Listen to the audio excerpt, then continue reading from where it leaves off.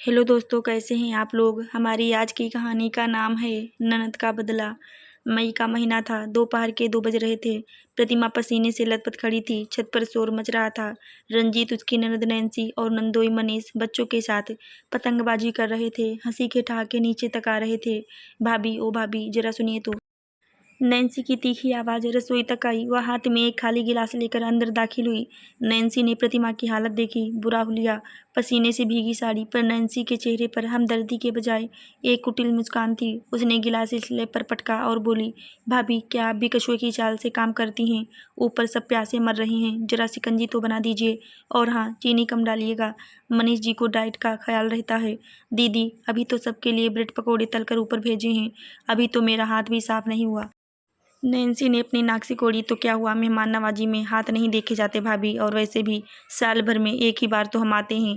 क्या 1 महीने के लिए आप अपनी सुख सुविधाएं नहीं छोड़ सकती? वैसे भी मायके में अगर बेटी का मन ना रखा जाए तो वो घर शमशान जैसा लगने लगता है। प्रतिमा का खून खौल उठा, पर तभी पीछे से उसकी सास ममता जी आ गईं। क्या हुआ नैन्सी बेटा, शिकंजी नहीं मिली अब तक? ममता जी ने प्रतिमा की ओर मुड़कर अपनी आंखों को सिकोड़ा। बहू, कान खोलकर सुन ले, ये मेरी इकलौती बेटी है। तो क्या 2 नींबू नहीं निचोड़ सकती? बड़ी आई थकान का रोना रोने वाली। जा पहले शिकंजी बना और फिर रात के खाने के लिए शाही पनीर की तैयारी कर। ममता जी का लहजा इतना जहरीला था कि प्रतिमा को लगा जैसे किसी ने उसके जख्मों पर नमक छिड़क दिया हो। शाम के 4 बज चुके थे। प्रतिमा का शरीर अब साथ नहीं दे रहा था। सुबह 5 बजे से वह उठी थी। पहले बच्चों के लिए अलग नाश्ता, फिर सास के लिए बिना तेल का पोहा, फिर ननद और नंदोई के लिए आमलेट और पराठे। वह रसोई से बाहर कदम रखती ही थी कि कोई न कोई फरमाइश आ जाती। तभी रंजीत रसोई में आया। वह अपनी टी-शर्ट पोंछ रहा था। प्रतिमा, क्या मस्त ब्रेड पकौड़े थे, मजा आ गया। पर यार, जरा चाय तो चढ़ा दे। जीजा जी कह रहे हैं कि चाय के साथ अगर समोसे मिल जाते तो शाम बन जाती। प्रतिमा ने अपना सिर पकड़ लिया। रंजीत, तुम भी? क्या तुम्हें वाकई नहीं दिखता कि मैं मर रही हूँ? 1 महीना हो गया है तुम्हारी बहन को यहाँ आए। 1 महीना क्या, उसे अपने घर की याद नहीं आती? या उसने यहाँ अपनी गद्दी बिछा ली है? मैं कोई मशीन नहीं हूँ रंजीत, मैं इंसान हूँ। रंजीत ने इधर उधर देखा और धीरे से बोला, प्रतिमा, चिल्लाओ मत, माँ सुन लेंगी। देखो, वो मेरी बहन है। मैं उसे जाने के लिए कैसे कहूँ? थोड़ा और सह लो।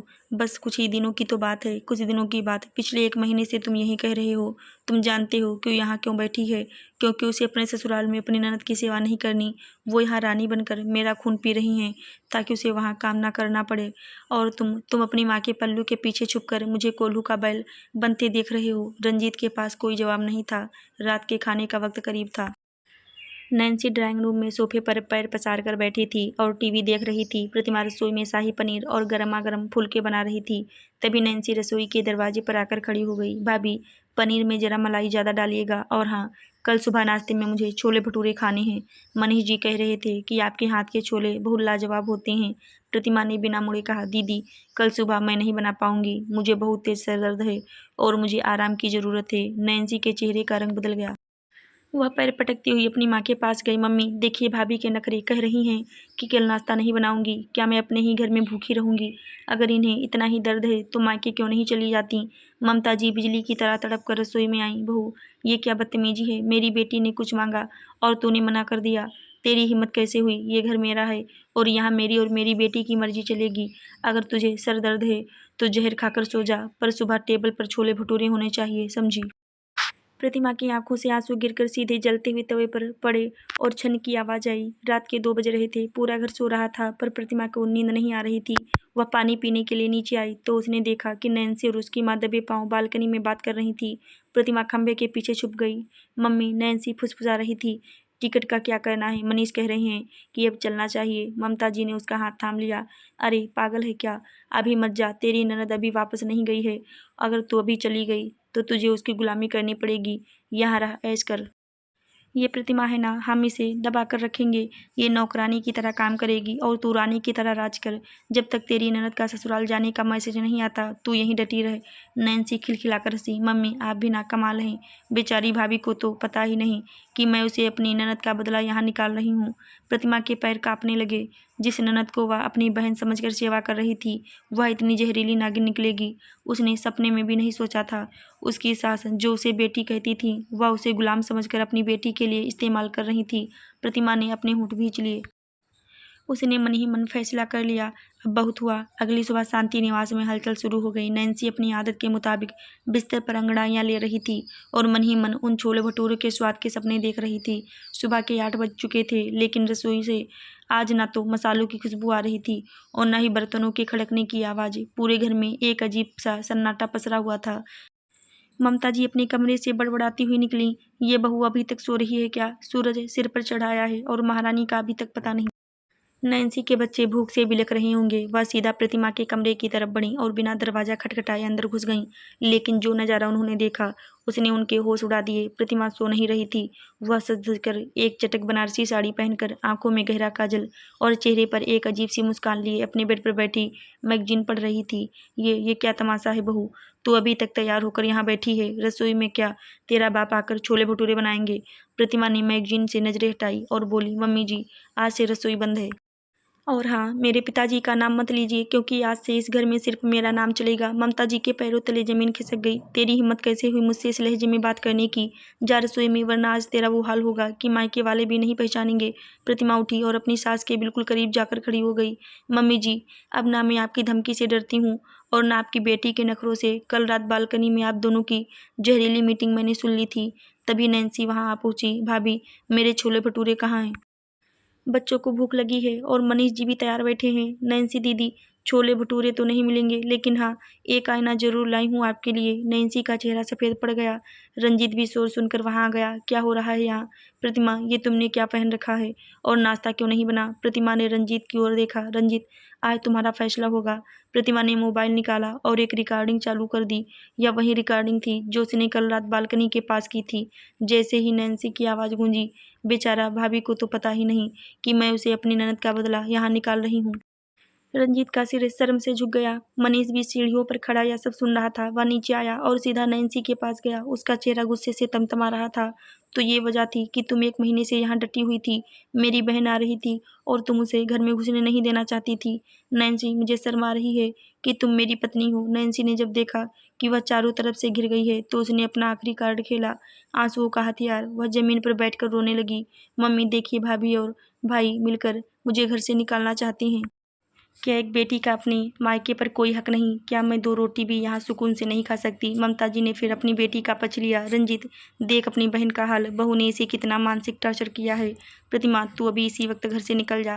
प्रतिमा शांत रही। उसने अपना पर्स उठाया और बोली, निकलूंगी तो मैं जरूर माँ जी, पर अकेले नहीं। रंजीत, अगर तुम्हें जरा भी स्वाभिमान बचा है तो चलो मेरे साथ, और अगर नहीं तो अपनी इस राजकुमारी बहन की सेवा तुम खुद करो। मैं आज ही जाकर मनीष जी की बहन को फ़ोन कर रही हूँ कि उनकी भाभी यहाँ मज़े मार रही हैं। यह सुनते ही नैन्सी की चीख निकल गई। नहीं भाभी, ऐसा मत करना। वो मेरा घर तहस नहस कर देगी। प्रतिमा ने अपनी कुर्सी खींच कर बैठी। तो फिर दीदी, चलिए रसोई में। आज छोले भटूरे आप बनाएंगी, मैं डाइनिंग टेबल पर बैठकर इंतज़ार करूँगी। और हाँ मम्मी जी, आप पोहा बनाएंगी, बिना तेल वाला, जैसा आपको पसंद है। आज से इस घर में काम का बंटवारा होगा, सेवा का नहीं। मनीष जी ने अपनी टिकटें निकाली।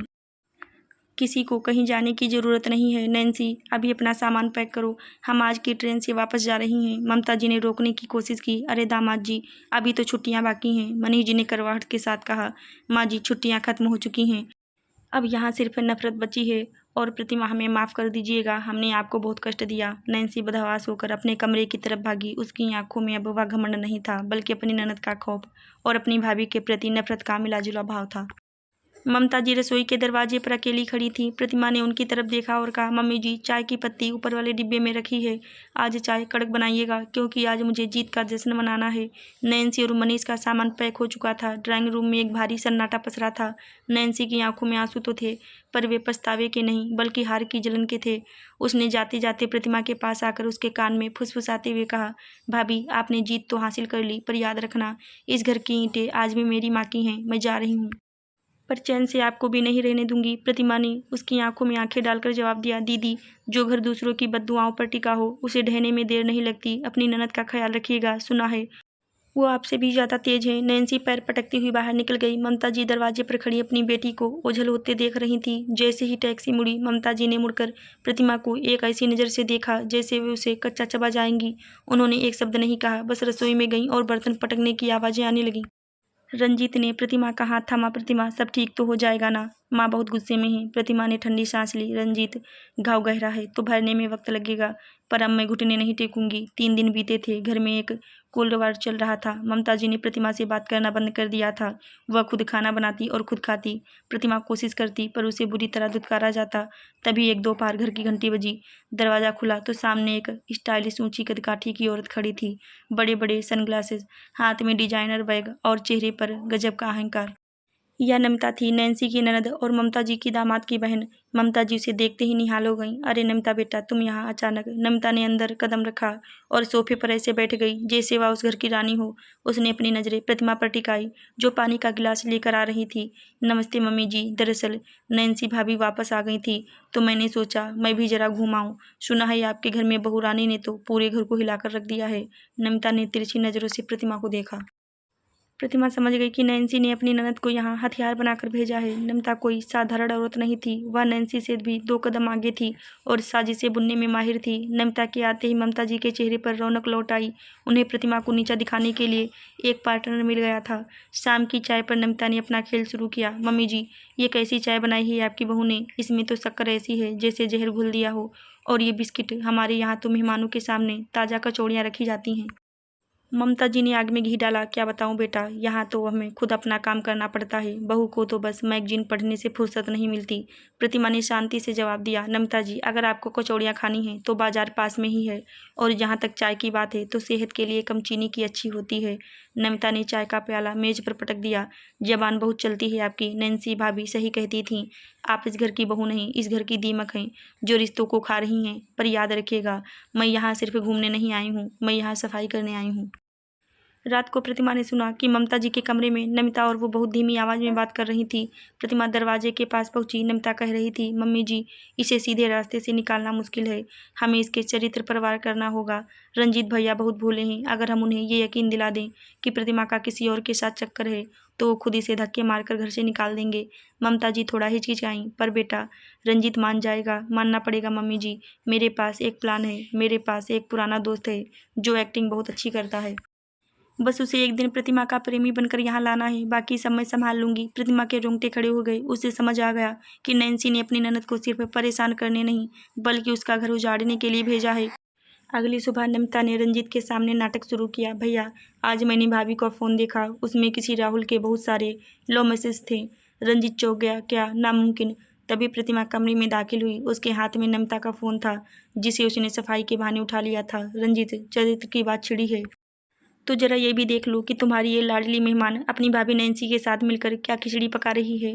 प्रतिमा ने फ़ोन का स्पीकर ऑन किया और वो रिकॉर्डिंग चला दी जिसमें नमिता और ममता जी चरित्र की बात कर रही थी। साथ ही उसने नमिता के वो चैट्स भी दिखा दिए जिसमें वह नैन्सी से पैसे मांग रही थी। नैन्सी भाभी, प्रतिमा को निकालने के बदले जो आपने 2 लाख देने का वादा किया था उसकी पहली किस्त भेज दो। रंजीत के पैरों तले जमीन खिसक गई। उसने नमिता की ओर देखा जिसकी शक्ल अब देखने लायक थी। तो तुम यहाँ पैसे के लिए मेरा घर तोड़ने आई थी? रंजीत की आवाज़ में गरज थी। रंजीत ने नमिता का हाथ पकड़ा और उसे घर के मुख्य दरवाजे तक ले गया। निकल जाओ मेरे घर से, और नैन्सी को बोल देना कि उसका भाई मर गया है उसके लिए। आज के बाद अगर इस घर की तरफ नज़र भी उठाई तो पुलिस में तुम्हारी ये साजिशों वाली चैट से जमा कर दूंगा। नमिता चिल्लाती रह गई पर दरवाज़ा बंद हो चुका था। ममता जी कोने में खड़ी काँप रही थी। प्रतिमा उनके पास गई और बोली, मम्मी जी, बेटी का मुँह बुरा नहीं होता, पर उस मुँह में अंधे होकर दूसरे की बेटी का घर उजाड़ना पाप है। आज आपने रंजीत को भी खो दिया होता अगर मैं वक्त पर ना जागती। ममता जी फूट फूट कर रोने लगी। उन्हें पहली बार अपनी गलती और अपनी बेटी की असली नीयत का एहसास हुआ। उन्होंने प्रतिमा के हाथ थाम लिए। बहू, मुझे माफ़ कर दे, मैं उम्र में बड़ी होकर भी अक्ल में सबसे छोटी निकली। प्रतिमा ने उन्हें गले लगा लिया। शांति निवास में अब वाकई शांति आने वाली थी, पर इस बार वह शांति साजिशों वाली नहीं बल्कि भरोसे वाली थी। आशा करती हूँ दोस्तों आपको हमारी कहानी जरूर अच्छी लगी होगी। धन्यवाद।